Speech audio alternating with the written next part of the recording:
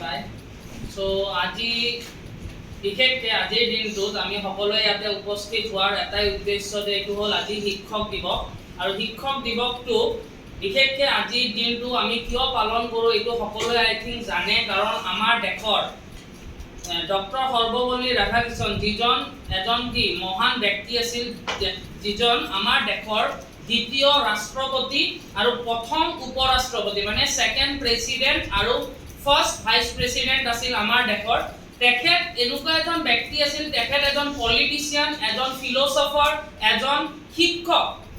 তেওঁ যেতিয়া ৰাষ্ট্ৰপতি হৈছিল আমাৰ দেশৰ, তেতিয়া তেওঁৰ যোনখন গাঁৱৰ পৰা তেওঁ আহিছিল, সেইখন গাঁৱৰ ব্যক্তি মানে সকলো মানুহে তেওঁ ৰাষ্ট্ৰপতি হোৱাৰ কাৰণে তেওঁ মানে কি বুলি ক'ম, তেওঁ শুভেচ্ছা জনাবলৈ আহিছিল আৰু তেখেতৰ জন্মদিনটো পালন কৰিম বুলি তেখেতৰ ৰাষ্ট্ৰপতি ভৱনলৈ আহিছিল। আহোঁতে তেখেতে কৈছিল যে আজিৰ দিনটো আপোনালোকে মোৰ বাৰ্থডে যে পালন কৰিব আহিছিল, বাৰ্থডে বুলি পালন কৰিব নালাগে, আপোনালোকে 5 ছেপ্টেম্বৰ দিনটো আপোনালোকে শিক্ষক দিৱস ৰূপে পালন কৰক, কিয়নো আমাৰ সমাজখন গঢ়াত এজন মানে শিক্ষকৰ অৰিহণা কোনো নুই কৰিব নোৱাৰে। তাৰ বাবে মই আজিৰ দিনটো আপোনালোকক সকলোকে অনুৰোধ কৰোঁ যে আজিৰ পৰা আপোনালোকে যেন 5 ছেপ্টেম্বৰটো মোৰ বাৰ্থডে বুলি চেলিব্ৰেট নকৰি আপোনালোকে যেন শিক্ষক দিৱস ৰূপে পালন কৰে। তেতিয়াৰ পৰাই আজিলৈকে আমাৰ দেশত 5 ছেপ্টেম্বৰটো আমি সকলোৱে শিক্ষক দিৱস ৰূপে পালন কৰি আহিছোঁ।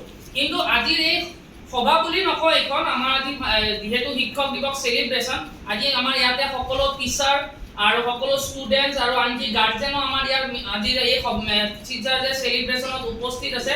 তো সকলোকে R&B কোচিঙৰ ফালৰ পৰা মই R&B কোচিং চেণ্টাৰৰ ফালৰ পৰা সকলোকে ধন্যবাদ জনাইছোঁ। আপোনালোকে ইমান ধুনীয়া আয়োজন কৰাৰ বাবে আৰু আপোনালোকে ইমান ধুনীয়া কালচাৰেল প্ৰগ্ৰামৰ দ্বাৰা ষ্টুডেণ্টবিলাকে সকলোকে আমাক আপ্লুত কৰিলে, তাৰ বাবে মই সকলোকে ধন্যবাদ জনাইছোঁ। আৰু মই এটা ষ্টুডেণ্টক এটাই কথা ক'ব খোজোঁ, আমাৰ জীৱনত যদি আগবাঢ়ি যাব লাগে ষ্টুডেণ্ট এজনে, তো সদায় মনত ৰাখিবা তোমালোকে যে আমাৰ জীৱনত দুজন ব্যক্তিৰ সদায় কি থাকে, অৰিহণা থাকে। এটা হ'ল মা আৰু এটা হ'ল দেউতা, আৰু তাৰ পিছত যদি কাৰোবাৰ অৰিহণা আটাইতকৈ বেছি থাকে সেইটো হ'ল টিচাৰ্ছ।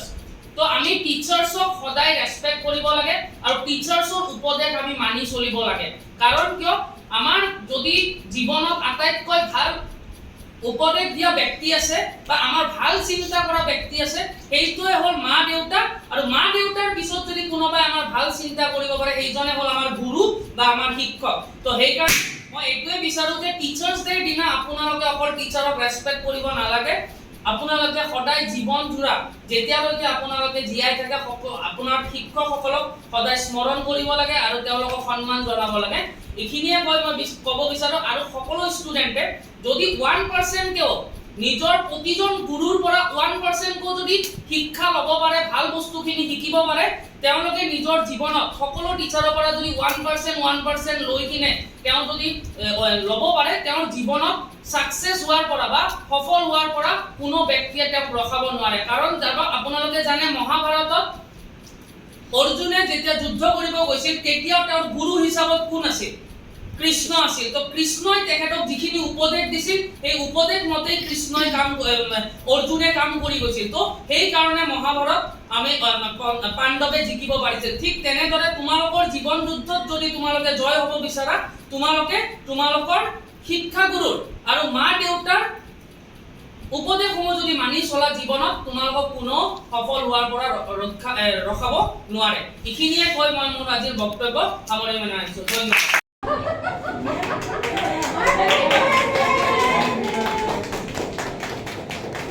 Thank you.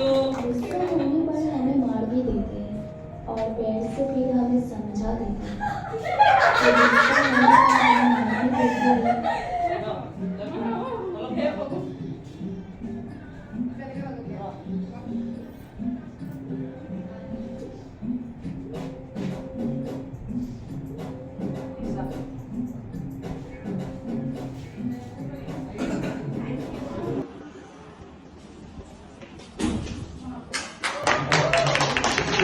अकल का मारा है तू, लड़के और लड़के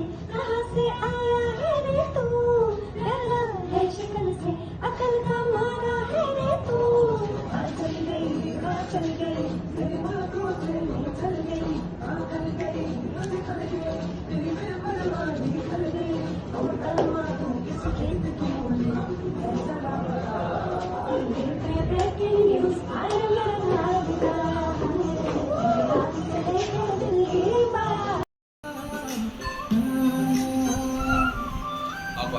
জানো কি অজানো বুকুখন কপি যায় আধা ভঙা টোপনিতে সপোনে জোকায়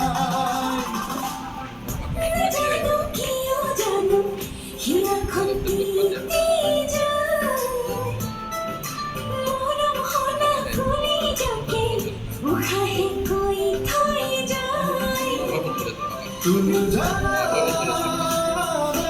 ময়ো জানো নতুন নতুন ৰঙে কিনো সাজিছো তুমি বুজা নাই ময়ো বুজো মৰমকে কিয় আদৰি আনিছো মোৰ পাগল পাগল ভাৱনাতে তোমাকে বিচাৰো মই হেনো প্ৰেমতে পৰিছো ভাবি ভাবি লাজতে মৰিছো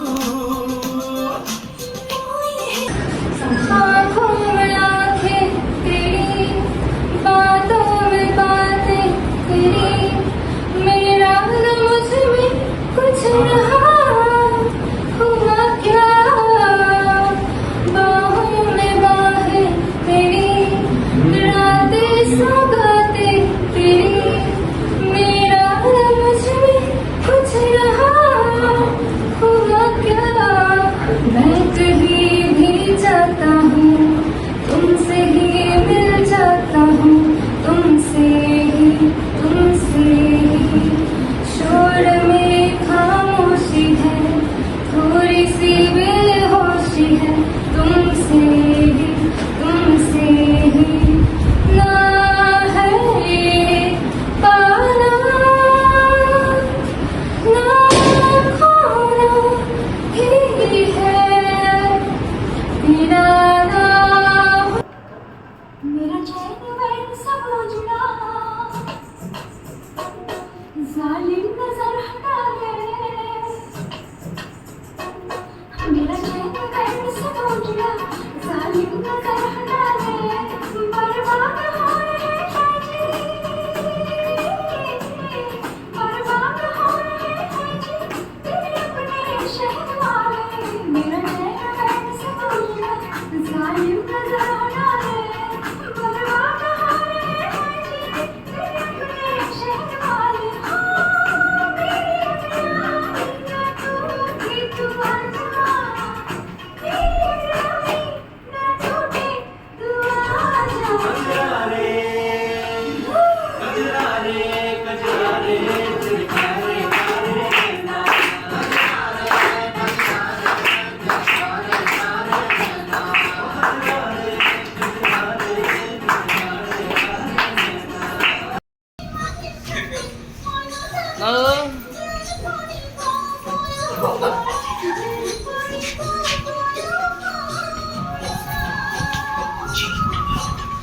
বাবু ডান্স করা বঢ়িয়া